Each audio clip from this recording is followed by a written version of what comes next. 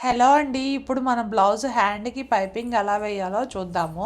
ఇప్పుడు మనము హ్యాండ్‌కి పైపింగే కాబట్టి స్ట్రైట్ పీస్ తీసుకొని మనం ఒక సైడ్ ఫోల్డ్ చేసి కుట్టుకుంటా వెళ్ళాలన్నమాట. అదిగోండి ఈ వీడియోలో చూపించినట్టు ఫోల్డ్ చేసి కుట్టుకుంటా వెళ్ళాలి.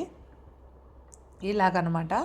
ఇప్పుడు మనము ఒక ఫోల్డ్ చేసిన దాన్ని కట్ చేసుకొని హ్యాండ్‌కి మనం హ్యాండ్ ఎడ్జ్‌లో మనము స్టిచ్చింగ్ చేయాలి. చూడండి ఇదిగోండి ఈ విధంగా. ఇప్పుడు మనము స్ట్రైట్‌గా ఉంటుంది కాబట్టి హ్యాండ్‌కి పెట్టేసి స్ట్రైట్‌గా రైట్ సైడ్ పెట్టి కుట్టాలన్నమాట. ఇది రైట్ సైడ్ పెట్టి కుట్టేసిన తర్వాత దీంట్లో థ్రెడ్ పెట్టి ఫోల్డ్ చేసి రాంగ్ సైడ్ కుట్టాలన్నమాట. ఇదిగోండి చూపిస్తున్నాను. ఇంకొక హ్యాండ్ కూడా కుడుతున్నాను.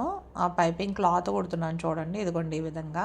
ఇది కుట్టేసిన తర్వాత మనం థ్రెడ్ పెట్టి పైపింగ్ చేయాలి. ఇదిగోండి చూపిస్తున్నాను చూడండి. అక్కడ థ్రెడ్ పెట్టి కొంచెం ఒక కుట్టు వేసుకొని థ్రెడ్ పట్టుకోవడానికి వీలుగా ఉండేటట్టు వేసుకొని ఆ థ్రెడ్ని ఫోల్డ్ చేసి నీట్గా ఓన్లీ థ్రెడ్ వరకే నీట్గా వచ్చేటట్టు కుట్టుకోవాలన్నమాట.